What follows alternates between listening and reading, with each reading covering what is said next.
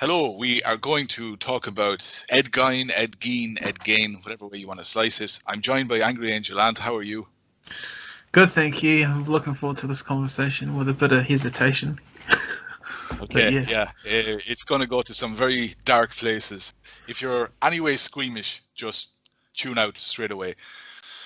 Mm-hmm. So I guess his nickname was the Plainfield Ghoul. And we go through his history, we go through when he was born, etc. We'll go through his victims, and we'll go through his very, very strange hobby. So I'll let you start off. When was Edward Theodore Ed Gein born? He was born on the August the 27th, 1906, and he died July 26th, 1984. So he had pretty good innings. And he was obviously an American murderer, and he had a very strange habit of snatching bodies from graveyards, which makes him quite different from the two other serial killers that we've talked about. And he committed his crimes in Plainfield. You know, as you say, he's the Plainfield Butcher in Wisconsin, same place as Jeffrey Dahmer was from.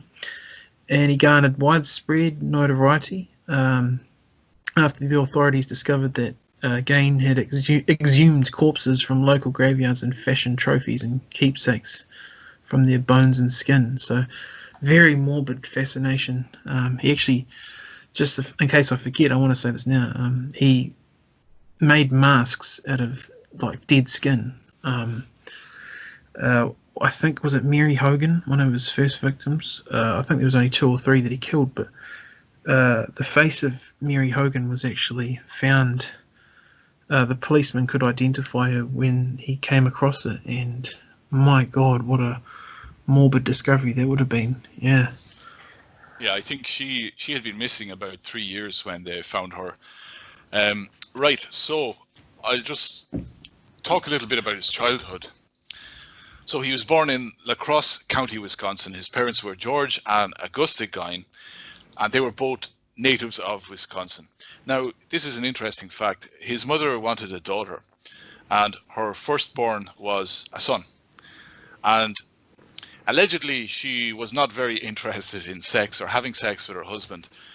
Sex was merely for reproduction. So I guess she tried again for a daughter, and she had a second son who was Ed Gein. And for the time, so this would have been, I don't know, when was this? Back in the early part of the 20th century. She really wore the trousers, and she was the one who had her own business. She had a store in a small town, and when she had saved up enough money, she sold her business and bought a property out in the sticks, a good distance from the town. And they lived in relative seclusion, and she was worried that her sons would be contaminated by reckless and seedy women. So I'd like to get your take on that. She seemed to be very, very religious. She took her religious doctrine to heart. Yeah, like a lot of people in America do. Of course, you've got the notorious Bible Belt, and they're quite kind of known for being extreme, as we know the first English pilgrims were to that land, and it's still indelibly etched into their culture to this very day. And I believe Augusta Gein was no exception from that, and she was, I guess you could say, she was radicalized. I mean, the things she would go on about women being evil whores and all the rest of it. I mean, that she just sounds, for lack of a better term, batshit crazy, you know. So definitely a fundamentalist at heart, and I don't believe it served her son, who turned out to be a serial killer, very well, of course. And she doted on him, and being a possessive, controlling mother, and you put that on top of the fact that she's a religious fundamentalist, it's obviously not a good recipe for a child coming into the world to be mentally stable in the first place. But yeah, it definitely worked out against Mr. Gein in the end. 2 points. She was a Lutheran, and second, they say that GEIN wasn't really a serial killer. I don't know how many people you have to kill to be a serial killer, but they say because Yeah. a minimum he killed 2 people, he's not considered a serial killer. But due to all the things he did, his whole necrophilic lifestyle, he's kind of considered a serial killer. That's strange, isn't it? It's very strange, yeah. It's very strange. He possibly killed a lot more people and just never admitted to those crimes. Well, that's the thing. To answer your question, I'm not sure about this, but I think it's 4 minimum. Okay. I think so. But now, if we remember later, there's a recipe. Instead of using truth serum, you give your accused a certain dessert, and they will open up and tell you everything. And that's what happened with GEIN. He was tight-lipped until they made him an offer he couldn't refuse. Oh. Right. So, well, I'll say it now because I might forget later. The police actually gave him apple pie with cheddar cheese on top, and when he got that, he just told them everything. He sang like a canary. Yeah. Okay. Right. So, they're out in the sticks. The father, from what I've read and from what I've listened to, the father wasn't very hardworking. He was a bit of a layabout, and this seems to be a pattern with the other serial killers we've dealt with. The mother, as we said, the mother called the shots, and I was trying to think, because when I was reading about Augusta GEIN, I started thinking about one of those Adam Sandler films back in the day. I think it was The Waterboy, and the mother in that movie, she's always saying that women are the devil. And everything is the devil, whatever she says, it's the devil. And she's an overbearing mother, controlling her son. And her son is, even though he's an adult, he's mentally like a child. And possibly from having an overbearing mother who stunted his emotional development. I wonder if Adam Sandler or his writers took this Augusta GEIN character from the Ed Gein story and just put it into that movie as kind of satire. So yeah, right. I also heard that she would read a lot from the Old Testament. She wasn't really a New Testament sort of woman. She was more of an Old Testament sort of woman. Yeah, so she kind of gravitated towards the God of vengeance as opposed to the Son and the Holy Trinity, the God of mercy, because that's the New Testament. But I guess you can always pick someone out by that, actually, as a side point. Those who follow the Old Testament tend to be a lot more firm, and you could even go as far as saying that they are full of resentment, at least, and at the most hatred. There's something wrong with them, because they want this. They want it to go beyond righteous anger into just full revenge and full carnage, But the New Testament followers definitely reject that, and I think most Catholics and even Protestants should agree that the New Covenant is the one to follow, because we're not living in the Old Testament times anyway. But yeah, certainly it says here she always used to select graphic verses from the Old Testament dealing with chaos and destruction and death, murder, and divine retribution and all the rest of it. So that tells you what you can actually say. It tells you what kind of person you are by cherry picking your own verses. Do you think it could have an effect on a boy if his mother is reading Revelations to him every single day? Yeah, hell yeah. Right. Goodness me. Without a doubt, because you're going to it's a brainwashing technique where you're just going to fill your son with, nothing but doom and gloom, and there's no hope, it's all dark and it's all going to hell in the handbasket, and he had no other input. This is the thing that annoys me about everything, is there are two sides to a story, and like most brainwashed people now, Ed Gein only got one side of the story, and he never questioned it. He obviously had a profound respect for his mother, took his mother's word as canon and not to be questioned at all. And ultimately, yeah, that would work against him. And we all know what happened with his mother. So, what he did to his mother. But, to answer your question, it has a profound effect on her son. Yeah. Okay. So he went to school. I know his mother didn't like him going to school. She didn't seem to like him having any contacts with the outside world. It was said that he wasn't allowed to make friends. He wasn't allowed to bring friends back to his home. He did well in school, not excellently well, but relatively well, and he was a good reader for his age. And, well, I guess things don't really kick off until he becomes an adult, and the first relative to die in that nuclear family, as it were, is the father.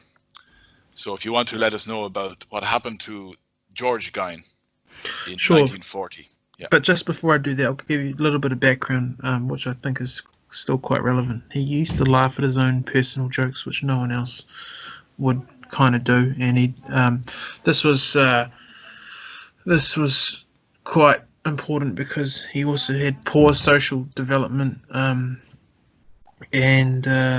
yeah, I just wanted to mention that because I thought it would. Well, we often laugh at our own jokes, so we could be somewhere on the spectrum. The difference is people would laugh with us, like if they knew what we were talking about. And I think with Ed Gein, his sense of humour was very much obtuse and rare, and no one would find what he had to say particularly amusing. I think because he's been described in the documentary I watched as an oddball, and everyone thought he's a bit, something's not right with this guy.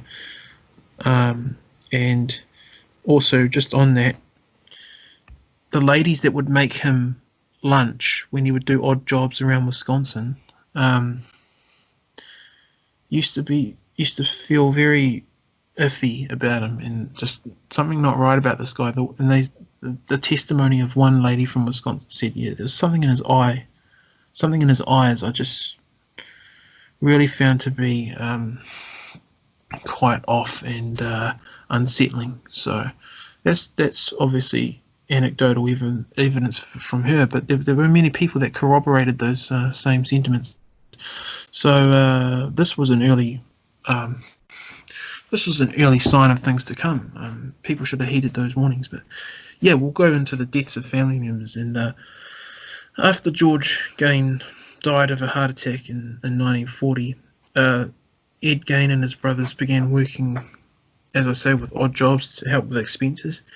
And yeah, by all accounts, they were considered reliable and honest by residents of the surrounding community. And they both worked as handymen around the place. And Ed GEIN happened to actually babysit for neighbours.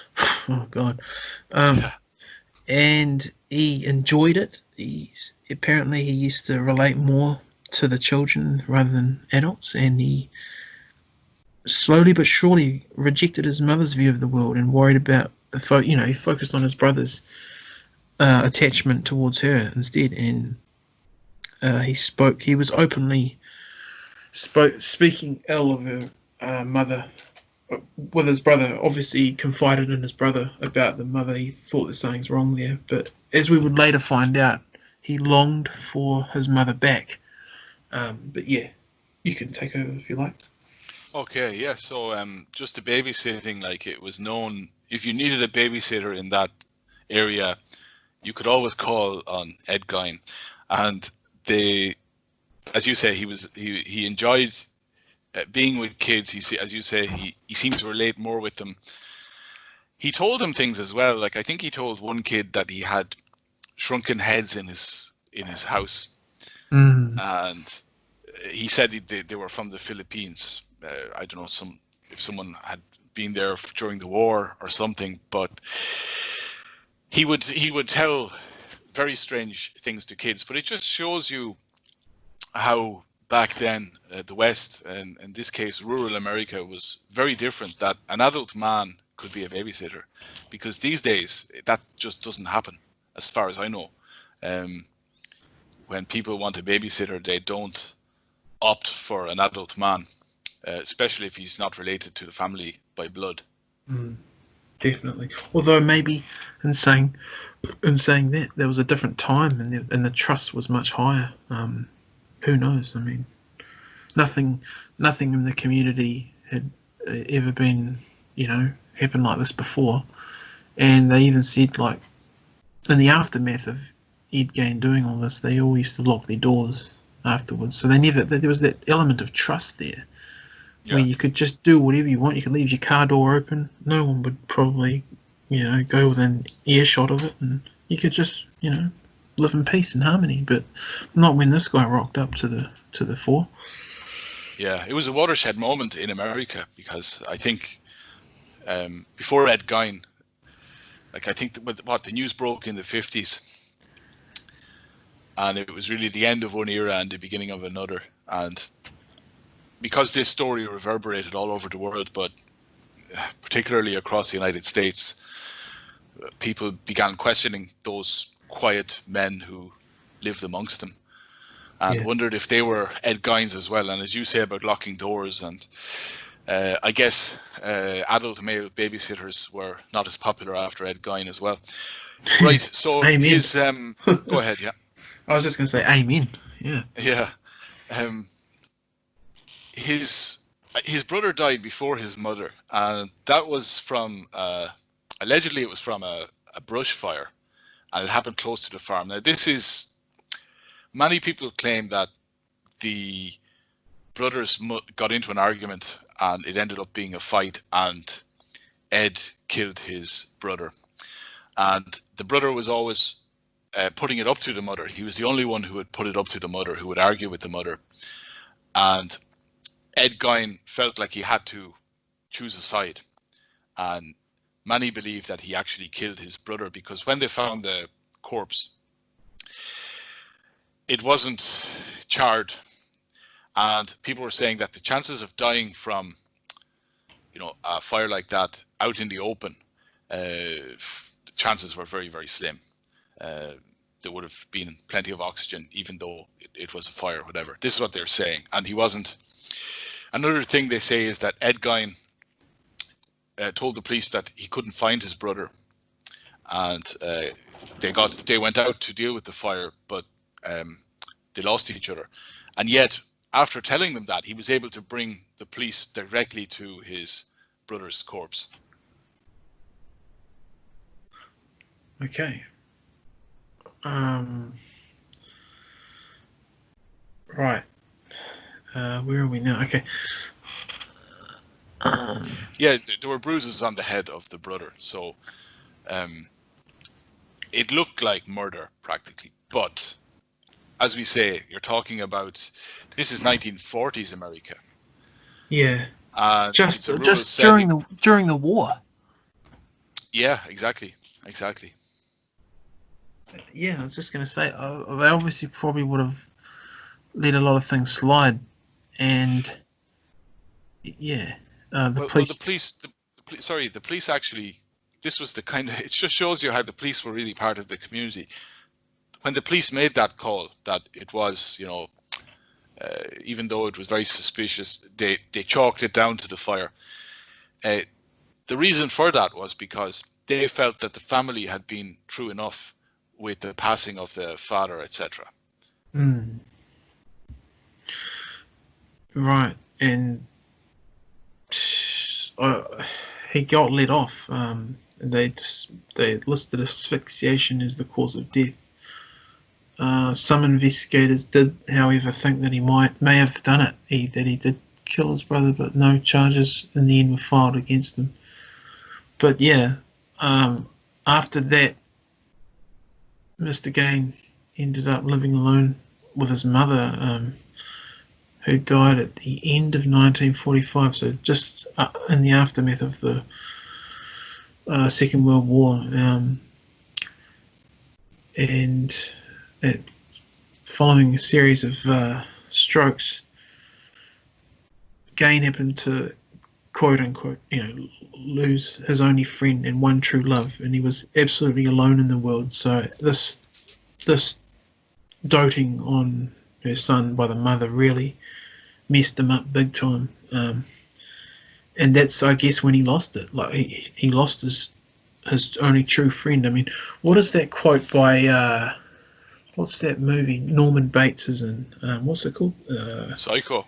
Psycho, yeah. This Ed Gein happened to inspire the movie Psycho, and I think their quote goes like this: "A man's only true friend is his mother," and it's entirely Ed Gein. Like, if that quote is true for people, then it is certainly most true with Ed Gein. He had been totally dependent on his mother emotionally. Not sure about physically or mentally, but certainly in the emotional stakes, he couldn't detach himself from his mother. And yeah, I was wondering what you think about that, Betux. Yeah, he inspired two other characters from the horror genre. One was the guy from the Texas Chainsaw Massacre, Yeah. who takes the skin off, the faces off. Was that the Silence of the Lambs? Wears them. That's the other one, yeah, Buffalo Bill from Silence of the Lambs. The Oh, guy who, yeah. I think that's the guy who says you have to put the lotion in the basket. You know that guy? Oh, yeah. He has a little dog. I just remember there was a woman, she's in a kind of a hole and he's hoisting down on a rope a bucket to her and he's saying you have to put the lotion in the bucket or something. He wants her skin practically. Yeah, now this is an interesting thing as well. So he boarded up practically the entire house. I think he had the kitchen and he had one little storeroom where he slept, but the rest of the house was boarded up completely. And we'll get into that when the police finally catch up to him. So on November 16th, 1957, and just before I get into this, he was known to be very interested in reading death cult magazines and adventure stories and stuff. So even though I guess he's pushing on, he must have been pushing 40, he still was reading kind of adolescent stuff. So there doesn't seem to be that kind of development there. Yeah. And as you said earlier about him relating more to children, etc. So I just get the feeling we're not really dealing with a very adult mind here. So on November 16th, 1957, so he went to a hardware store, yeah, and the owner was called Bernice Warden, and she disappeared. And they suspected GEIN, the police suspected him, because GEIN had been in the store on the evening of her disappearance. And if I remember correctly, he was asking her about antifreeze. And what he kept asking her about was, when was her son going to be away on the hunting trip? Because on that specific day, it was the opening of hunting season, and practically every male adult in the area was going to go out hunting. And GEIN went there and he wanted to know from her if her son was going to be around or not. So it was definitely premeditated. The premise for going there was about getting antifreeze. Now, he ordered antifreeze. She wrote out the receipt, because back then they didn't print the receipts. They wrote out the receipts and his name was on the receipt. So he had left a calling card at the store. And there was the sale for the gallon of antifreeze. Now, there's something else I just want to say because I might forget later. It said that he had been to the cemetery for a number of years, or perhaps I don't know if this was before his mother's death or after, but definitely over many months after the death of his mother, he was digging up graves in the cemetery. And he was digging up female corpses. And not only that, he was digging up middle-aged female corpses, and they were generally female corpses that were big, burly women like his mother. So what do you make of that, Triple A? Very haunting and disturbing, because it's like he's trying to rebuild his mother. And obviously he can't do that.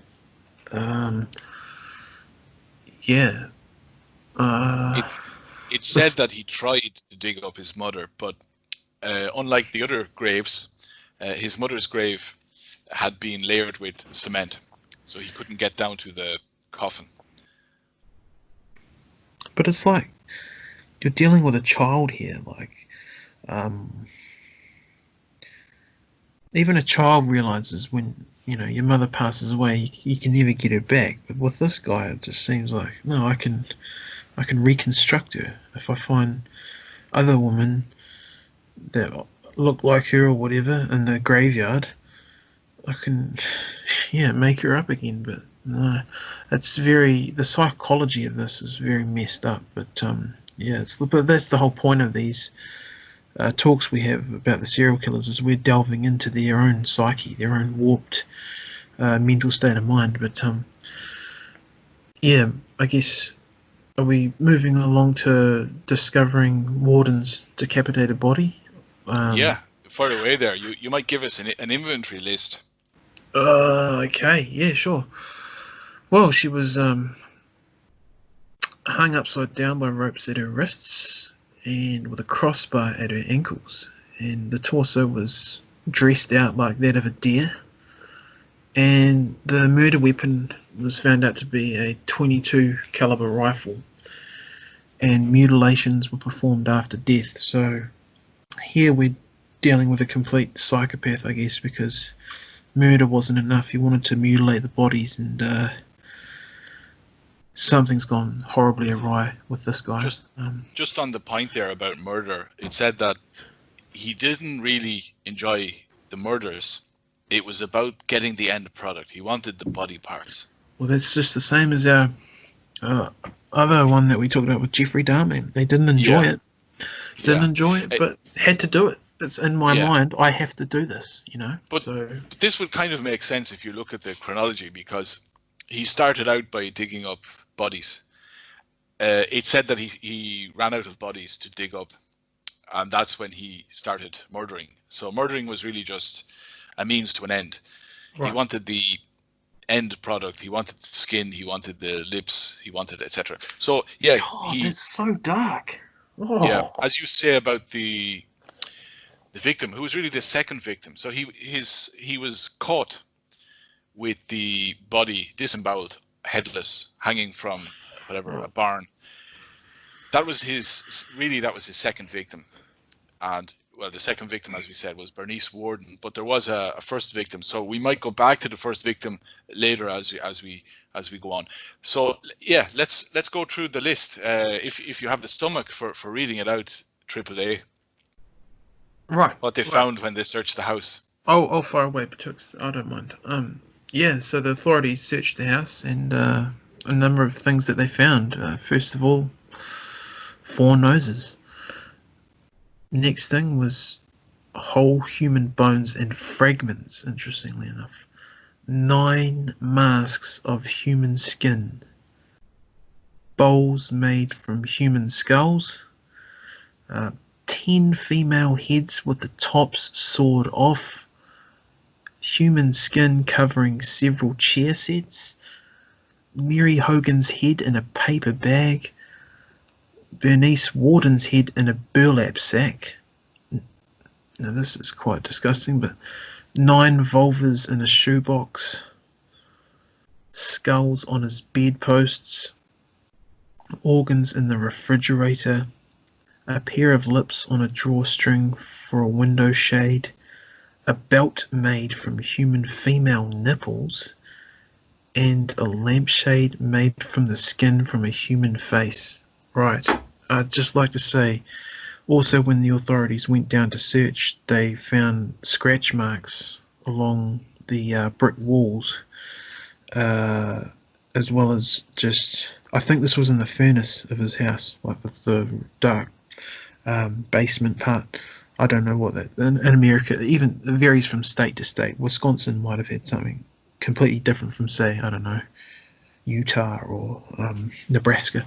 But in any case, this type of furnace place had, as I say, various scratch marks associated with it, blood everywhere, and very grim discoveries that they made. But those things that I've just read out, my God, that has to be the most disturbing list of things I've ever read out on anything ever.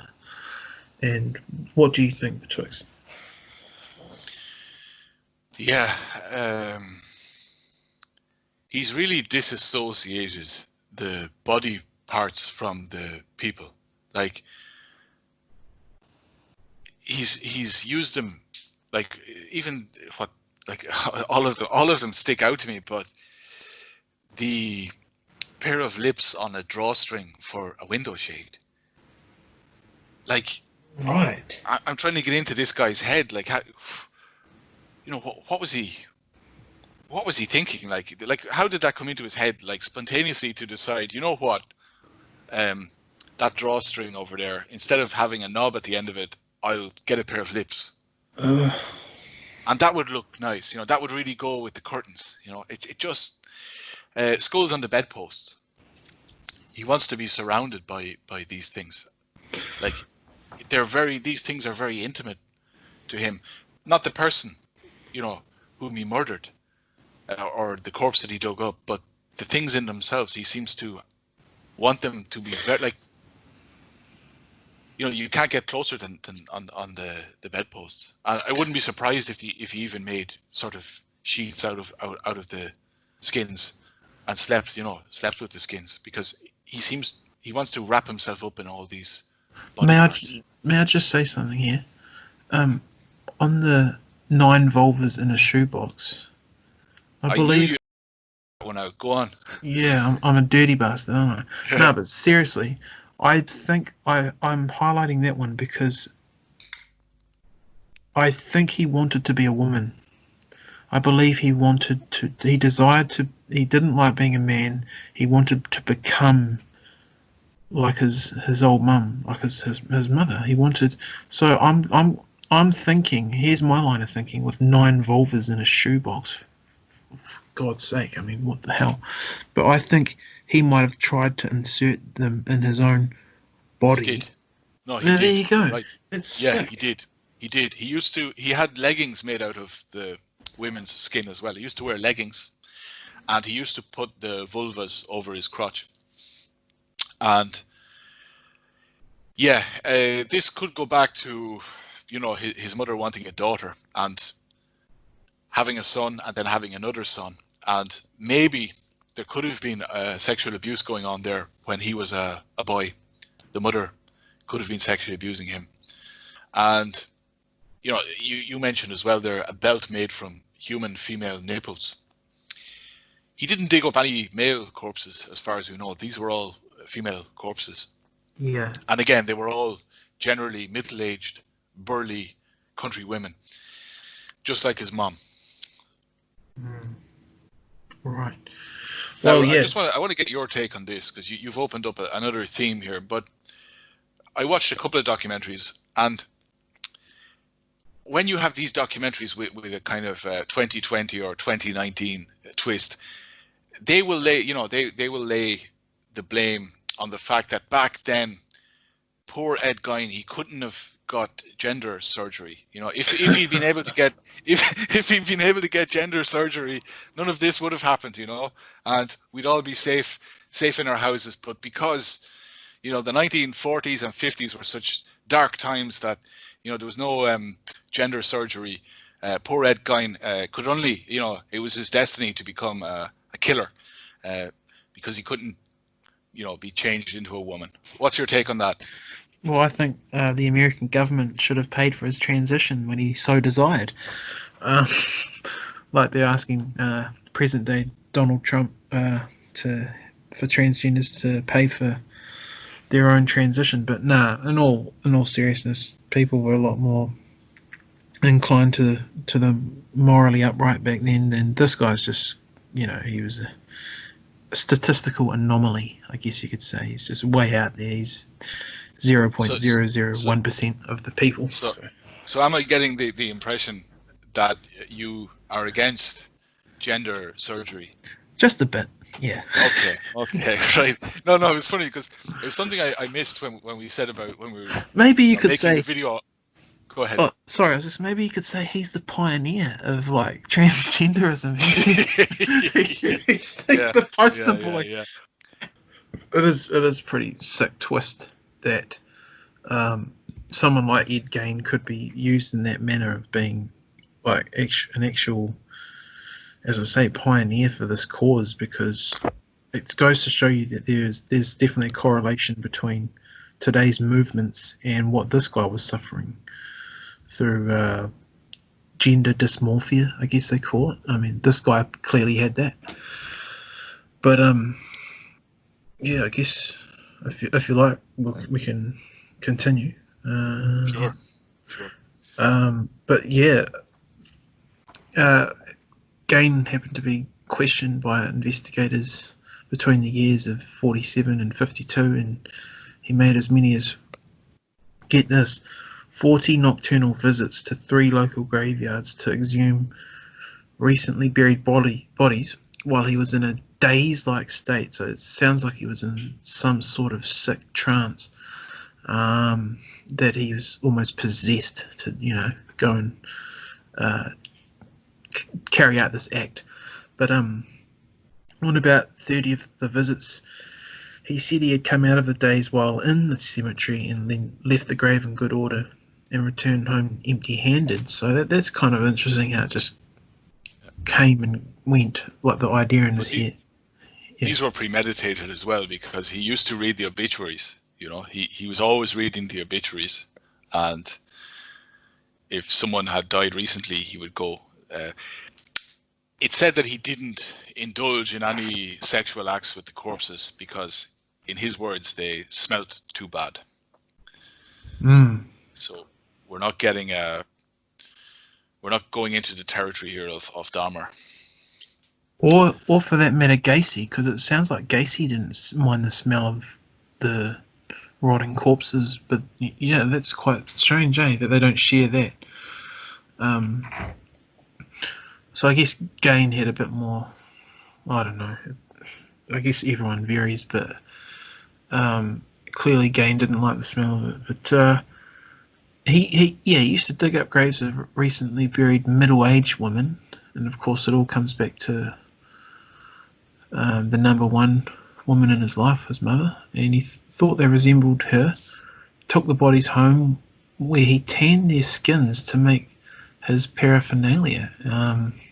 So he just sounds like he wants artifacts and little, I guess he wants to make his own personal shrine out of these carcasses that have recently been buried. But he admitted to robbing 9 graves, which led investigators to their locations, and authorities were uncertain as to whether the slight GEIN, because he was quite thin, was capable of single-handedly digging up a grave in the evening. But they exhumed 2 of the graves and found them empty, and GEIN's confession checked out. But yeah, then we go into like really sick, twisted thing. Like almost immediately after his mother died, he basically desired to be a woman, and he created like what's known as a woman's suit in his mind, and so he could pretend to be a woman. And his practice of sort of wearing the tan skins of women was described as an insane transvestite ritual, which I think up until this point in the course of human history, I'm not sure if anyone had. I think he's chartering into sort of like this sort of territory is like unprecedented. I've never heard of this before. Insane transvestite ritual sounds a bit weird, doesn't it? But he denied having sex with the bodies he exhumed, explaining they smelled too bad, as you say. But then he admitted to gunning down Mary Hogan, who we've mentioned before, in 1954. Yeah. We might get into we might very quickly get into Mary Hogan, because she doesn't appear too much in the story, because they arrested him for a second murder, but she was I guess a bar woman. She was middle-aged. They said that she swore like a sailor, so she's not a woman that her GEIN's mother would have approved of. And he went in there anyway, and I think he shot her. But this is interesting betwixt, because I want to mention this. Um, I believe GEIN kind of, as he grew up with his brother, he disowned what his mother thought.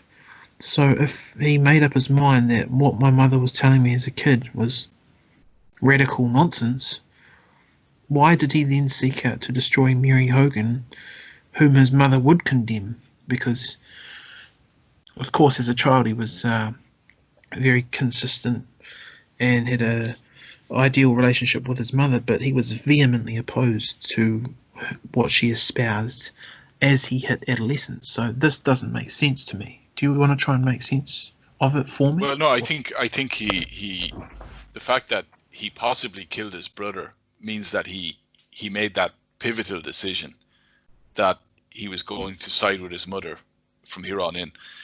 And she had a number of strokes, so she would have been immobile in her final months. Okay. He would have had to wait on her hand and foot. So he would have had a very, he always had a very intimate relationship with his mother, but the final months of her life would have been very intimate. And I'm sure she was bedridden. So I'd say when his mother, sometimes it can happen as well that you might not approve of what someone believes, but then when they die, you feel sorry for them and you start taking up their beliefs, or you start giving credence to what they used to espouse. So Okay. it's possible when his mother did die, he went back into his more childlike state. And, well, as we said, the fact that he turned his whole house into a shrine says it all, really. Yeah. She was his goddess. Right, and everything he looked up to. Oh, that's very interesting psychological standpoint, I think. Yeah, the murder, like the fact that, okay, he murdered this woman, his first victim, Mary Hogan. Now, she disappeared. They didn't know it was murder. The police, I think, a number of hunters went to the bar, and there was blood on the floor, and the police came, etc. And they never found her until, of course, 3 years later, they found her head in a sack, whatever. The fact that she was known to be not very ladylike and swore like a trooper. If she's a bar woman back then, especially, because I know that in Ireland, like I was told that in Ireland, up until, I don't know, was it up until like the 1970s, like women didn't really go to pubs. It was considered uncouth for a woman to be seen in a pub. And bar women therefore would have access to a lot of men, and no competition because there would be no other women there, So yeah. I'm not saying this Mary Hogan was a floozy, but the probability of her being a floozy would be quite high if she's a bar woman in that time where there are no other females around and she's access to a lot of men. The fact that she swore like a trooper, etc., she doesn't really care about, social mores, etc. And I'm trying to think from GEIN's perspective. He wanted her just for the body parts, and just because she looked a bit like his mother. He probably could have validated murdering her due to the fact that she was a woman that his mother would have. My question to that would be like, why would he kill Mary Hogan knowing she's of bad seed, put it that way, and then try and reconstruct his mother with that, that bad seed, those awful characteristics his mother would condemn? Why on earth would he? Well, I'm trying to understand the psychology from his point. Well, I mean, sure, she had certain physical attributes that were consistent with his own mother, but that's not enough. If she was like the devil's whore, obviously from what his mother taught, you would stay away from someone like that and wouldn't try and make, I know we're dealing with a serial killer here with a warped mind, but surely you would want a nice woman to try and, not one who's swearing uncontrollably and a bit of a floozy, as you say. I don't know, man. That's just what I think. It was just the physical parts he wanted. Like, I don't think her character, the fact that he murdered her, could probably have been justified in his eyes, because she was the woman that his mother hated, and for him the real reason was the body parts. So the fact that she was killed and not some other woman was probably because in his mind, her life didn't matter as much as a lady.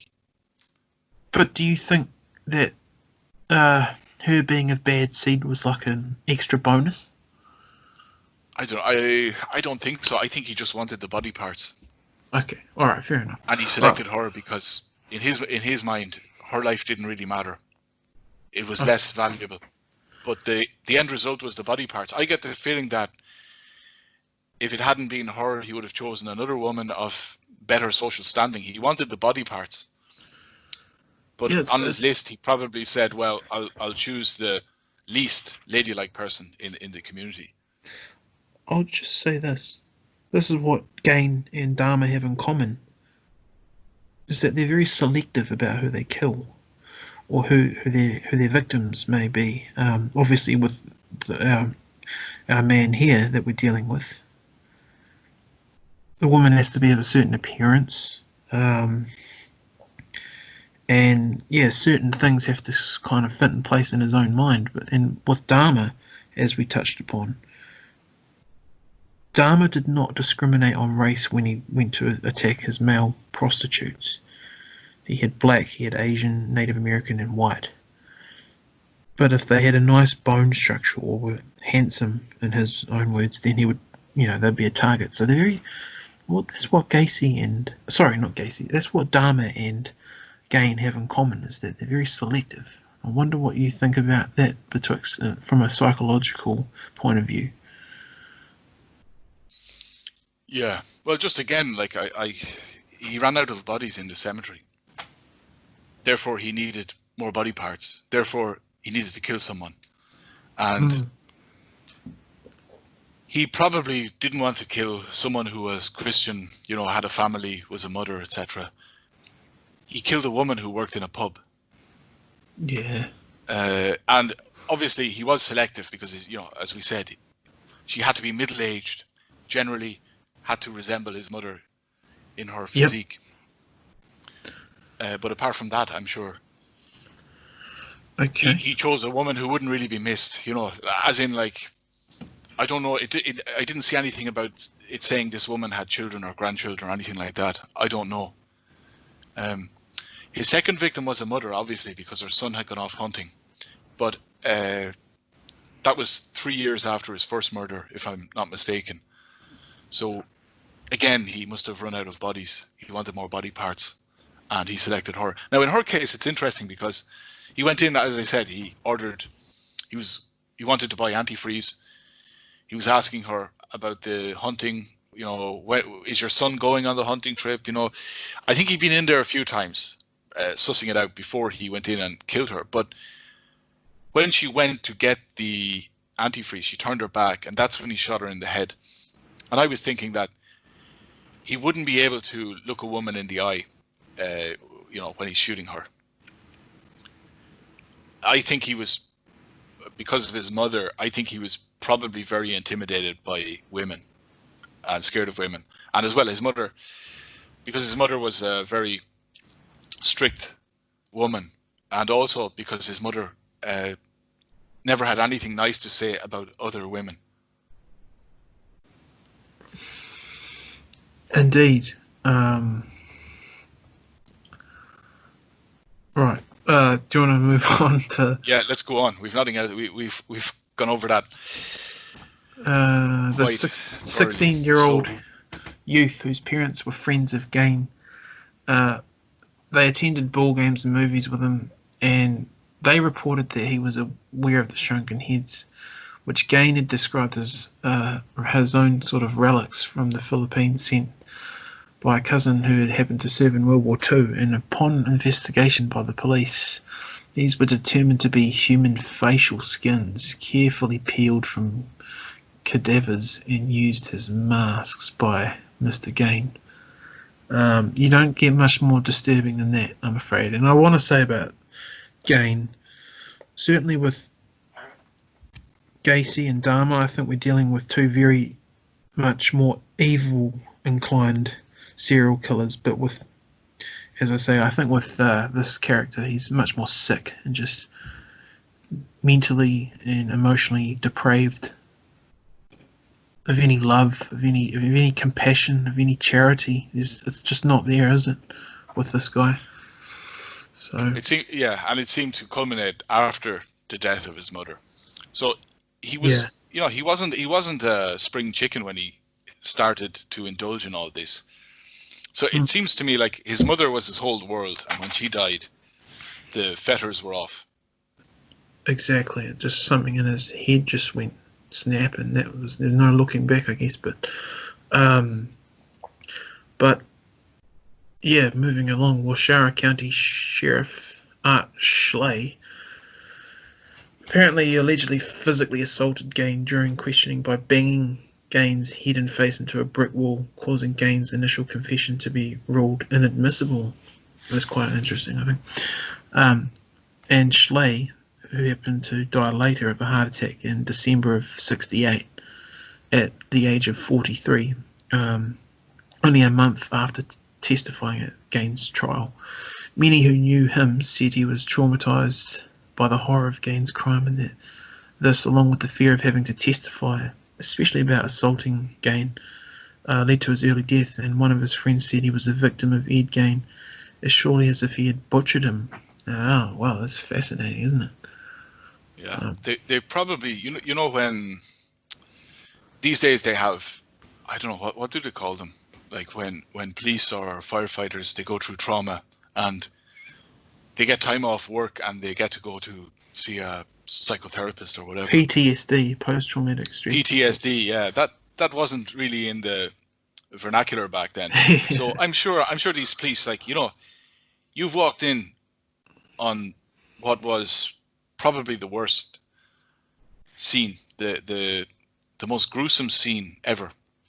Yep. In modern times. You've walked in upon that, and the next day you're giving out parking tickets. It's just, it's business as normal. You're not given time to process the fact that you stumbled in the dark and your shoulder brushed off a woman's corpse that had been decapitated and disemboweled and was hanging upside down from a rafter.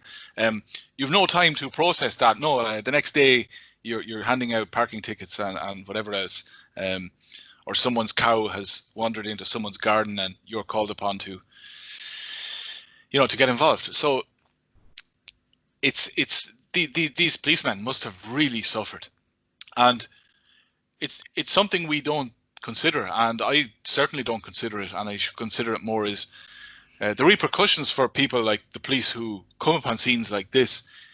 It's like shell shock for them. They could end up turning into alcoholics. Maybe they become terrible fathers after seeing this. They give up on the world. They become nihilists. Yeah, and certainly that rings true today more than ever.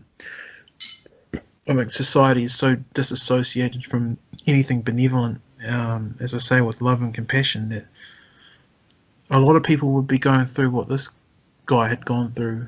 But they, of course, they impose restrictions on themselves to stop them doing from what this guy did. But certainly, I think many, a good few hundred people alive today would probably think, yeah, I can sort of sympathise with what this guy's going through.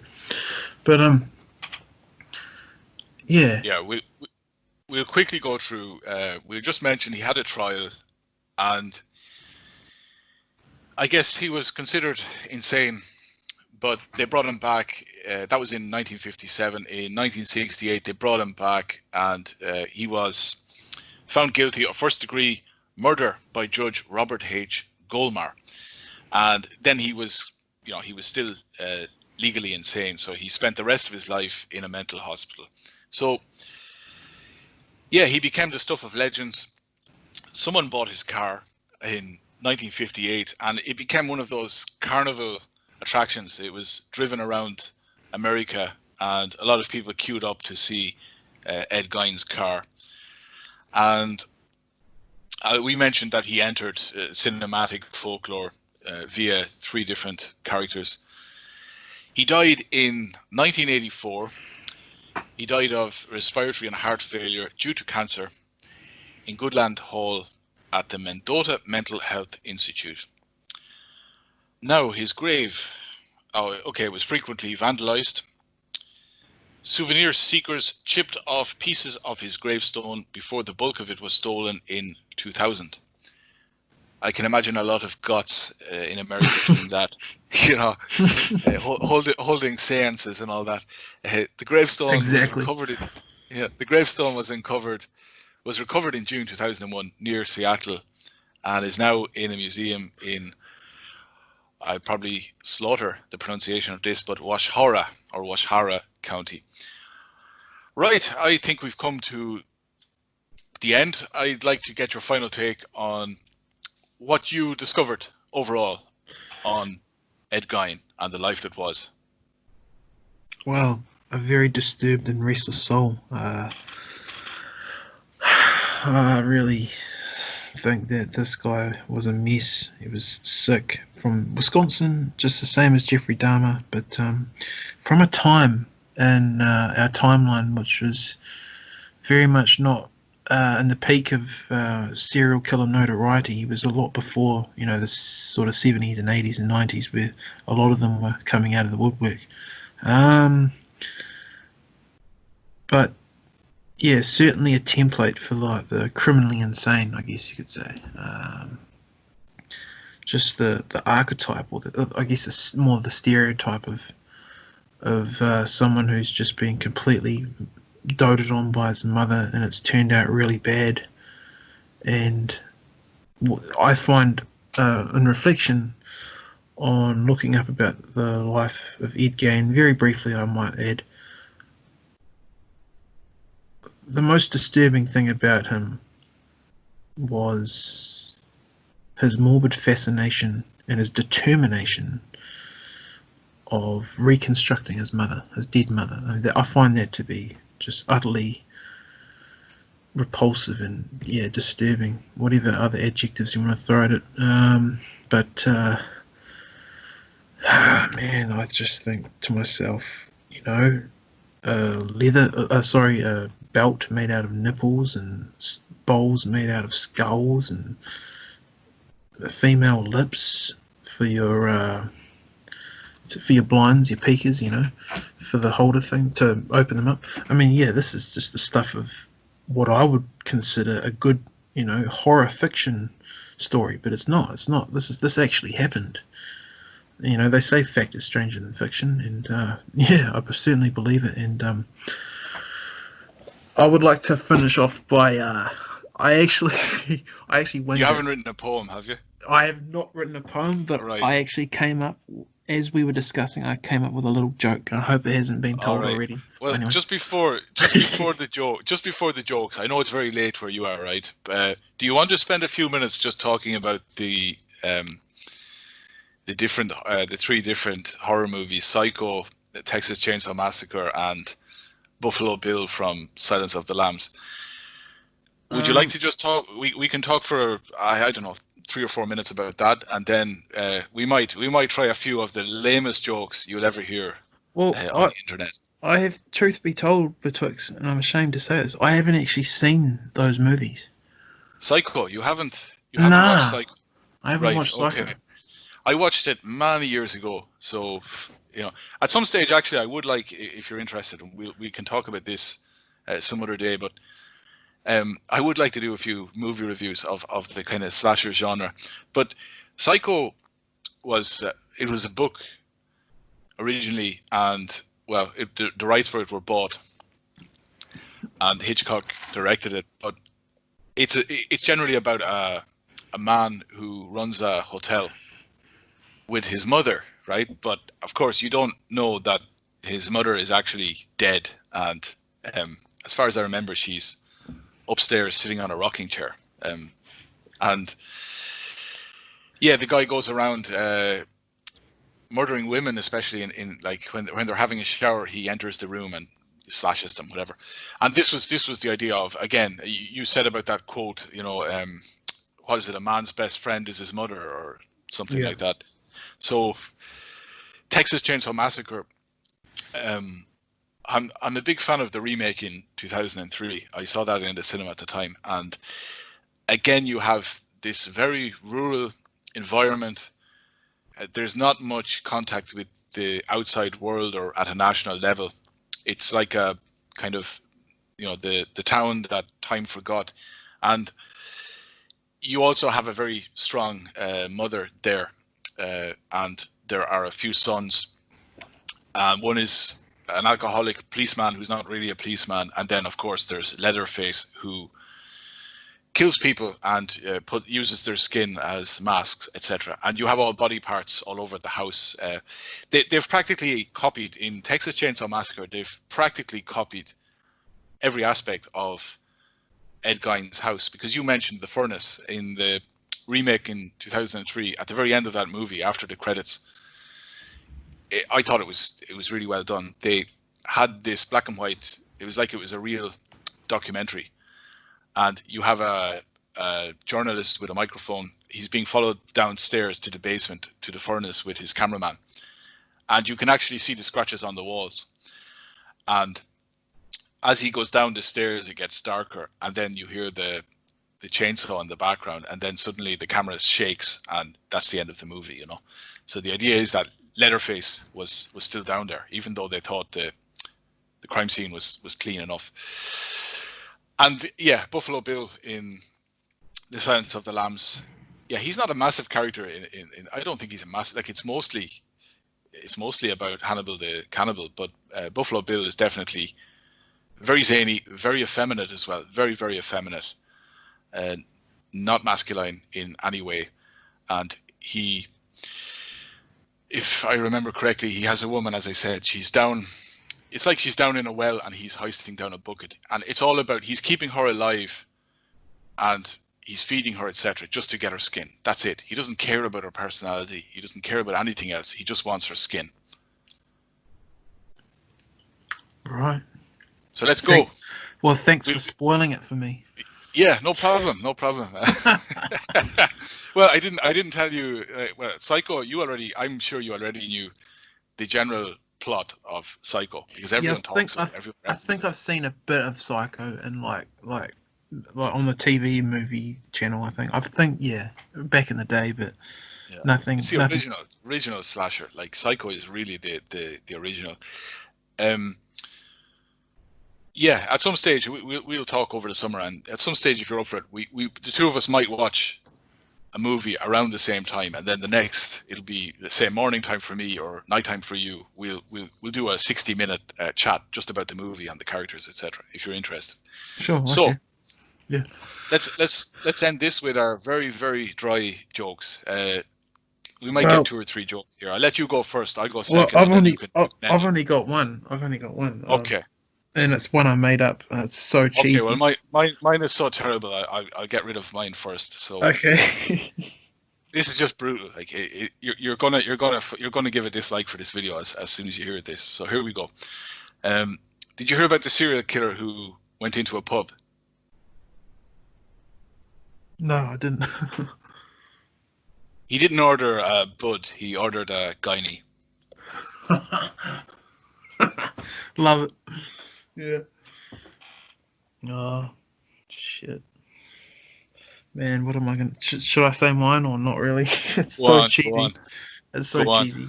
Okay, right. Why didn't Ed kill men? I don't know. There was nothing to gain. Ooh. That's brutal.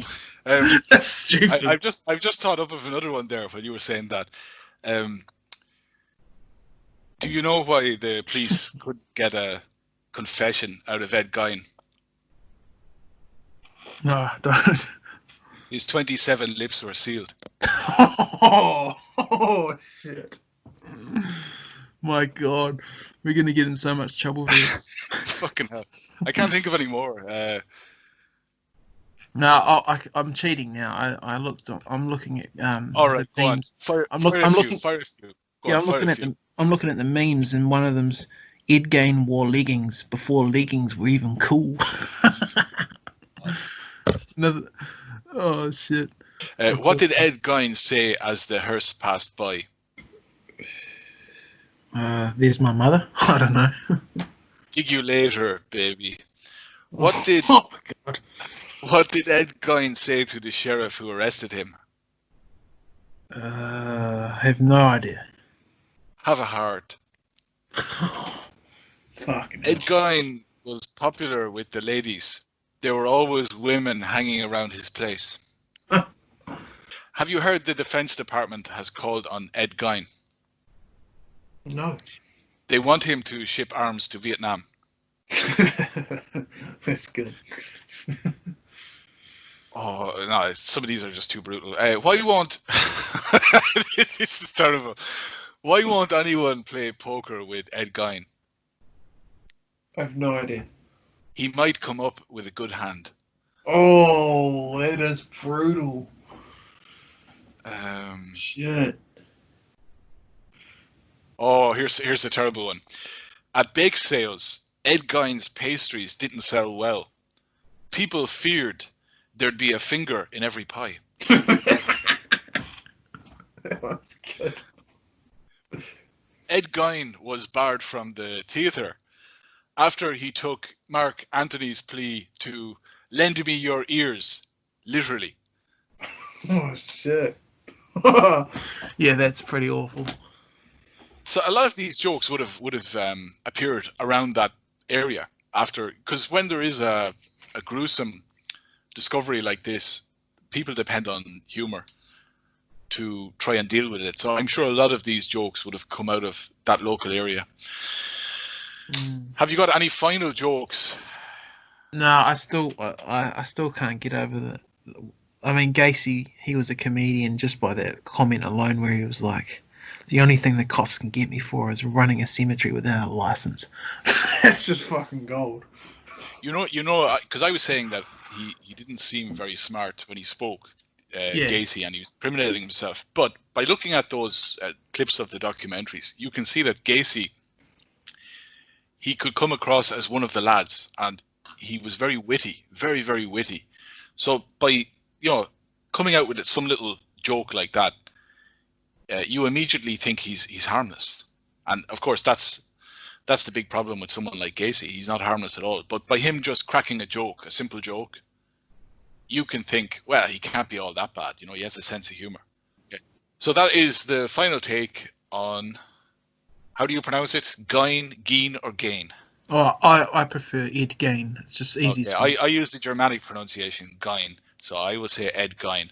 But either way, he was a very strange character, and a character that will not be forgotten.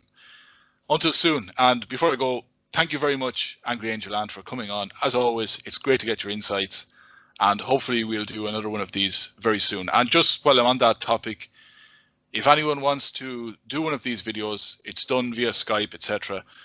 Get in touch with me. My email address is in the About section, and we can talk about a serial killer or a horror movie, whatever grabs your fancy. I leave you with the final word, Angry Angel Ant, and thanks again. Oh no, thanks very much. I reciprocate your gratitude to me for coming on. I just want to say thanks for your time, and I would look forward with great anticipation if we're to do any more serial killers. And I would also implore anyone else who has even the remote interest of serial killers to cordially invite them onto your show and to just have a good old candid discussion about a rather taboo subject.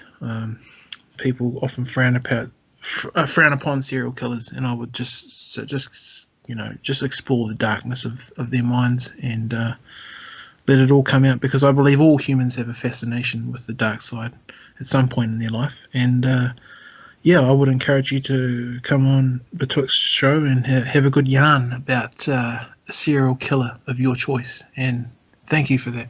Thanks for the chat.